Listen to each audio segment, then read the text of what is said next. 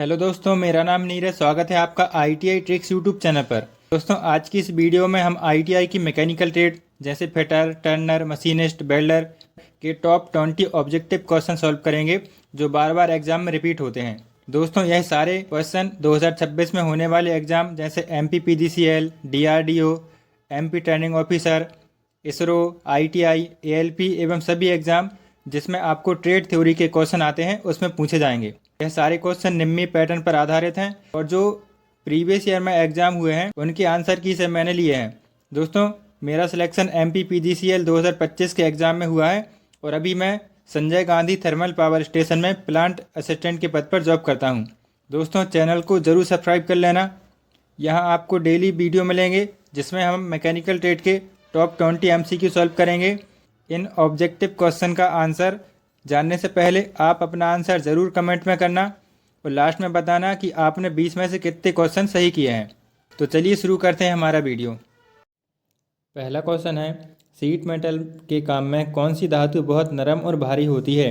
तो यहाँ पर आपको बताना कौन सी धातु बहुत भारी रहती है, नरम भी होती है।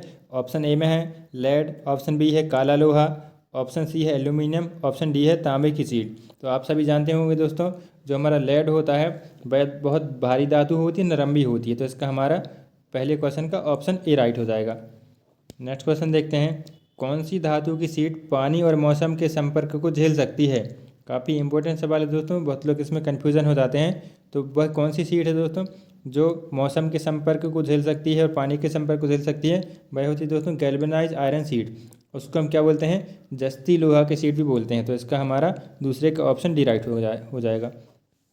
अगला क्वेश्चन है, रिवेटिंग ऑपरेशन में ड्रिफ्ट का उद्देश्य क्या है? तो ड्रिफ्ट का काम क्या रहता है दोस्तों? रिवेट करने वाले छिद्र को एक सीध में लाने के लिए हम ड्रिफ्ट का उपयोग करते हैं। तो इसका हमारा तीसरे का ऑप्शन सी राइट हो जाएगा।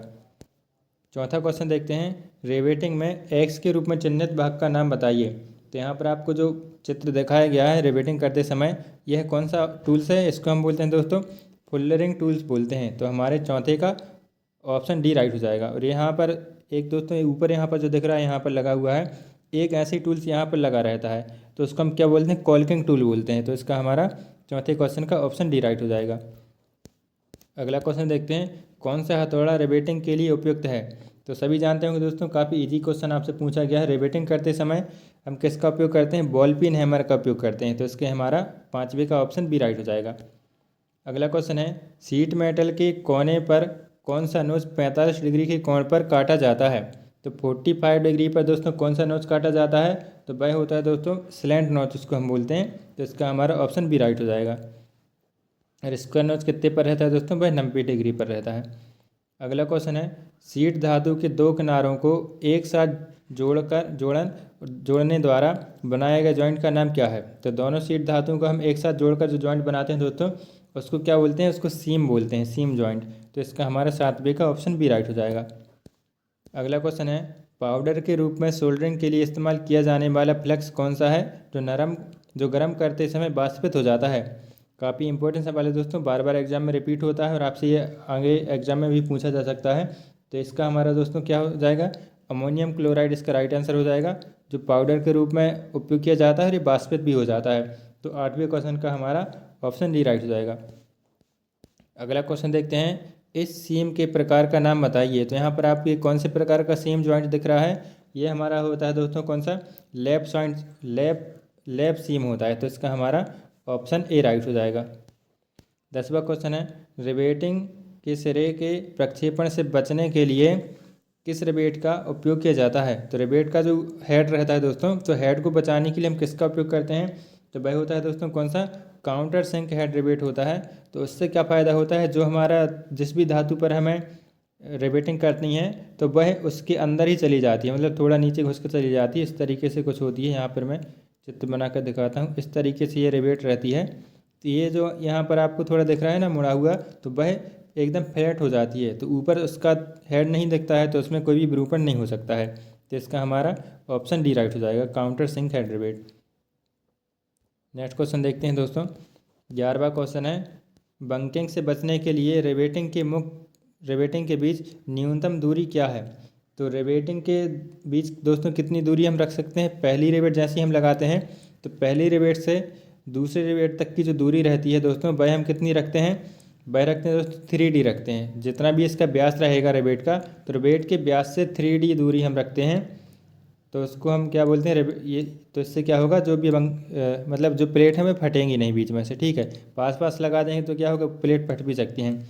और दोस्तों एक और सवाल पूछा जाता है कि किनारे से कितनी दूरी रखी जाती है। तो पहली रिवेट जब हम लगाएंगे तो किनारे से कितनी दूरी रखते हैं, वह रखी जाती है दोस्तों 2D रखी जाती है। तो इस हमारे 11वें क्वेश्चन का ऑप्शन सी राइट हो जाएगा। अगला क्वेश्चन है स्टेनलेस स्टील के गैस वेल्डिंग में किस प्रकार के फिलर छड़ का उपयोग किया जाता है। तो स्टेनलेस स्टील की वेल्डिंग करते समय किसका उपयोग करते हैं दोस्तों, जो फिलर रॉड होती है वह कौन सी होती है, कोलम्बियम स्टेनलेस स्टील की हम रॉड उपयोग करते हैं। तो इसका हमारा ऑप्शन सी राइट हो जाएगा। नेक्स्ट क्वेश्चन देखते हैं, इस गैस वेल्डिंग दोस्त का नाम बताइए। तो यहाँ पर आपको कौन सा गैस वेल्डिंग दोस्त दिखा रहा है। बहुत सवाल दोस्तों ये गैस वेल्डिंग के डिफेक्ट से संबंधित पूछे जाते हैं, तो आपको यहाँ पर बताना है ये कौन सा है, पिघलने की कमी, मतलब लेस ऑफ फ्यूजन हम इसको बोल सकते हैं। तो यहाँ पर जो भी हमारा स्पेल्टर है, जो भी इलेक्ट्रोड है, वह पिघल नहीं पाया है, अच्छे से नीचे तक नहीं जा पाया है, ठीक है। तो ये अच्छा मजबूत जॉइंट नहीं कहलाएगा। तो इसका हमारा 13वें का ऑप्शन बी राइट हो जाएगा। नेक्स्ट क्वेश्चन देखते हैं, यदि नोजल मोल्टन पूल को छूता है तो क्या होगा। काफ़ी इंपॉर्टेंट सवाल है दोस्तों, बार बार एग्जाम में रिपीट होता है। यदि नोजल मोल्टन पूल को छूता है तो क्या हो जाएगा दोस्तों, उससे क्या हो सकता है, बैक फायर हो सकती है। जो आग लगी रहती है उसमें आगे ना, तो वह पीछे साइड जलने लगेगी और एकदम मतलब अंदर साइड जल के और आगे विस्फोट भी हो सकता है। और वह जैसे हमेशा ऐसा देखता है कि बहुत तेज़ आवाज़ आती है, बैक फायर होकर वहाँ पर जो इलेक्ट्रोड जो जलता है वह बंद हो जाता है, ठीक है। तो इसका हमारा ऑप्शन सी राइट हो जाएगा। अगला क्वेश्चन देखते हैं, आर्क वेल्डिंग में इस जोड़ का नाम बताइए। तो जितने भी प्रकार के दोस्तों जॉइंट होते हैं, मैं आपको अच्छे से याद कर लेना कि कौन सा जॉइंट किस तरीके से होता है। लेप जॉइंट होता है, ठीक है, और लेप जॉइंट होता है, बट जॉइंट होता है, कॉर्नर जॉइंट होता है। तो यहाँ पर आपको पूछा गया है यह कौन सा प्रकार का जॉइंट है दोस्तों, यह हमारा होता है हाफ ओपन कॉर्नर जॉइंट। तो इसका हमारा ऑप्शन सी राइट हो जाएगा। यहाँ पर आप देख सकते हैं जो कॉर्नर जॉइंट तो ये है ही, ठीक है। कॉर्नर में भी आप देख सकते हैं आधा यहाँ पर कॉर्नर दिख रहा है, ठीक है, और आधा नहीं दिख रहा है, तो उसको हम बोल सकते हैं हाफ ओपन कॉर्नर जॉइंट। तो 15वें क्वेश्चन का हमारा ऑप्शन सी राइट हो जाएगा। अगला क्वेश्चन है, एसी वेल्डिंग ट्रांसफार्मर का कार्य क्या है। तो एसी वेल्डिंग करते समय जो ट्रांसफार्मर लगा रहता है उसका काम क्या रहता है दोस्तों, काफ़ी ईजी सवाल ये तो बार बार एग्जाम रिपीट भी होता है और आपको इसको अच्छे से याद कर लेना चाहिए। तो एसी वेल्डिंग में जो हम ट्रांसफार्मर का उपयोग करते हैं दोस्तों, वो को क्या करता है, वोल्टेज को कम कर देता है और एम्पियर जो रहता है मतलब करंट को बढ़ा देता है, ठीक है। तो करंट को बढ़ा देता है और वोल्टेज को कम कर देता है। तो इसका हमारा 16वें क्वेश्चन का ऑप्शन ए राइट हो जाएगा। ये निम्न वोल्टेज उच्च धारा एम्पियर में परिवर्तित कर देता है। तो 16वें का हमारा ए राइट हो गया। नेक्स्ट क्वेश्चन देखते हैं, एसी वेल्डिंग ट्रांसफार्मर का नुकसान क्या है। तो इसका क्या नुकसान हो सकता है दोस्तों, एसी वेल्डिंग करते समय जो एसी वेल्डिंग का ट्रांसफार्मर रहता है उससे ये कमी रहती है दोस्तों, जो अलॉय धातु वेल्डिंग रहती है ना, उससे उसमें इसकी वेल्डिंग नहीं की जा सकती है। तो इसका हमारा 17वें का ऑप्शन डी राइट हो जाएगा। अलॉय धातु वेल्डिंग के लिए उपयुक्त नहीं है। जो नॉन फेरस मेटल होते हैं वहाँ पर ऐसी वेल्डिंग काम नहीं करती है। तो हमारे 17वें का ऑप्शन डी राइट हो गया। 18वां क्वेश्चन देखते हैं, विद्युत लाइनों से दूर क्षेत्र के काम में कहीं भी किसी आर्क वेल्डिंग मशीन का उपयोग किया जाता है।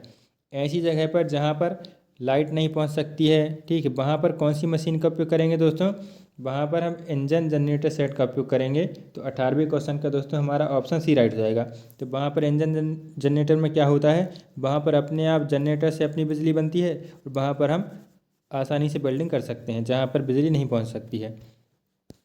अगला क्वेश्चन देखते हैं, कौन सी आर्क वेल्डिंग मशीन इलेक्ट्रोड और जॉब में बेहतर ऊष्मा वितरण प्रदान करती है। तो वह कौन सी होती है दोस्तों, वह हमारा होता है रेक्टिफायर सेट होता है। तो इसका हमारा ऑप्शन ए राइट हो जाएगा।